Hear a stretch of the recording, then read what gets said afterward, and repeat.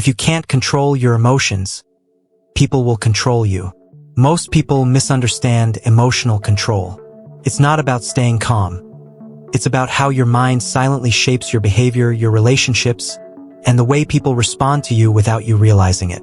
If you stay until the end, you'll understand the psychological patterns behind your reactions, why you repeat certain behaviors, and how your mind actually builds emotional habits in daily life. Because the real issue is not what you feel. It's what your mind does with what you feel. And most people never notice this process happening. Now, let's be direct. Self-sabotage is not random. It is not a lack of discipline, and it is not simply bad habits. It is a predictable psychological pattern that develops when the mind associates discomfort with growth and safety with avoidance. In other words, your brain learns to protect you from situations that feel emotionally demanding, even when those same situations are exactly what could improve your life. In this video, we will break down the hidden psychology behind self-sabotage, how it forms, why it repeats, and why intelligent people often struggle the most with it. You will also understand how emotional triggers, internal beliefs, and unconscious decision-making create cycles that feel impossible to break. This is a space to understand the human mind and modern emotions, helping you recognize anxiety patterns, relationship behaviors, and internal thoughts that quietly influence your daily choices. Stay until the end, because once you see how self-sabotage actually works, you will never interpret your own behavior the same way again. You ever find yourself sitting in a room full of people, maybe even friends, scrolling your phone, and still feeling completely disconnected, like nobody around you actually reaches you emotionally?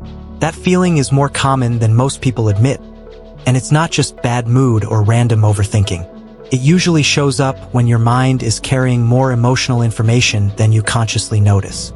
Small disappointments, unread messages, awkward conversations, things you didn't process fully during the day, they don't disappear. They stack quietly in the background. And what makes it more confusing is that on the surface, everything looks normal. You're functioning, talking, working, responding, but internally there's this subtle pressure, like your thoughts are running faster than your life is. Psychologically, this happens because the brain doesn't separate important and unimportant emotions the way we think it does. It stores tension from daily interactions and replays them in subtle loops, especially when you're alone and there's nothing distracting your attention. So even when nothing is happening, something inside your mind is still processing everything that already happened. What most people don't realize is that your brain is constantly running a silent prediction system in the background, trying to anticipate how people will react to you before anything even happens. You don't notice it, but every conversation you have gets stored as a reference point for the next one, almost like your mind is building a social database without your permission. So when you walk into a new situation, your behavior is not fully new or spontaneous. It's influenced by previous moments where you felt judged, ignored, or misunderstood. Your brain tries to reduce uncertainty by repeating what felt safer before, even if it limits how you express yourself now. This is where the hidden pattern appears. People think they are reacting freely, but in reality, they are often adjusting themselves based on invisible emotional memories. You might avoid speaking up, overthink your tone, or even stay quiet in moments where you actually have something valuable to say, just because your mind is referencing past social discomfort. And in real life, this creates a loop that feels normal but slowly reshapes your personality in social environments, making you more cautious, more controlled, and sometimes less authentic without you even noticing it. And the real consequence of this hidden pattern is that your behavior starts to shift in ways you don't consciously authorize. You begin to hesitate before speaking, you second-guess simple decisions in conversations, and you start monitoring how others might interpret even the smallest details about you. On the outside, it looks subtle. On the inside, it becomes a constant background negotiation between what you want to express and what feels safe to express. Over time, this directly affects how people respond to you. Not because you changed who you are completely, but because your emotional signals changed. Humans are extremely sensitive to microbehaviors, tone, timing, eye contact, hesitation, and they unconsciously respond to that. So when your internal state becomes more cautious, people may perceive you as less confident, even if nothing about your actual knowledge or value has changed. This creates a reinforcement loop. The less confident response you receive from others confirms your internal hesitation, and that confirmation makes you even more controlled in future interactions. It's not a personality flaw, it's a behavioral adaptation happening in real time based on emotional feedback.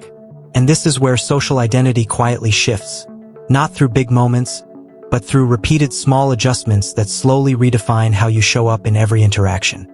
Your brain doesn't respond to the present moment in a clean, neutral way. It's constantly filtering everything through emotional memory.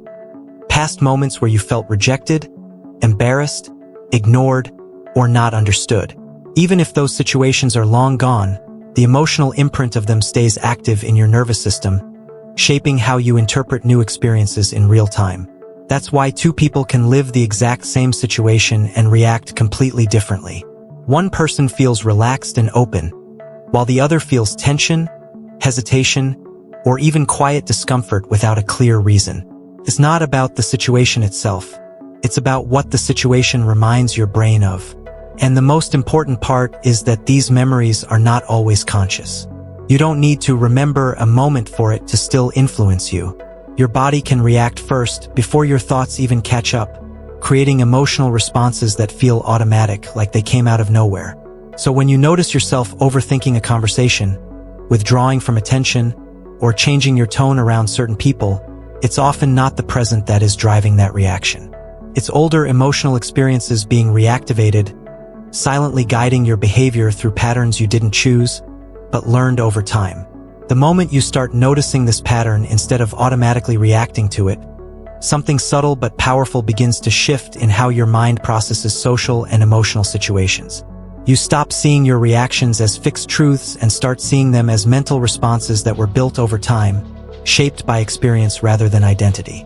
And in that space of awareness, your behavior doesn't instantly change, but your interpretation of it does. You begin to recognize the exact moment when hesitation appears, when overthinking starts, or when your mind tries to predict how others will judge you. Instead of being inside the reaction, you start observing it as it forms. This doesn't erase the pattern, and it doesn't magically remove emotional conditioning, but it creates distance between you and the automatic response. And that distance is where change naturally begins, because you are no longer fully merged with the behavior, you are aware of it happening in real time.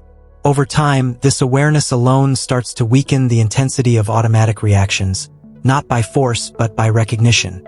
And what once felt like an unconscious cycle slowly becomes something you can interrupt simply by seeing it clearly as it happens. And when you step back far enough, you start to realize something unsettling. Most of what you call personality was never fully separate from experience. It was shaped in small emotional moments you didn't consciously register, repeated until they became familiar, and then accepted as identity. The strange part is how invisible this process is while it's happening. You don't feel yourself changing in real time. You only notice the results later, in the way you speak, the way you hesitate, the way certain situations feel heavier than others for no clear reason. And even then, there is no single moment where everything connects.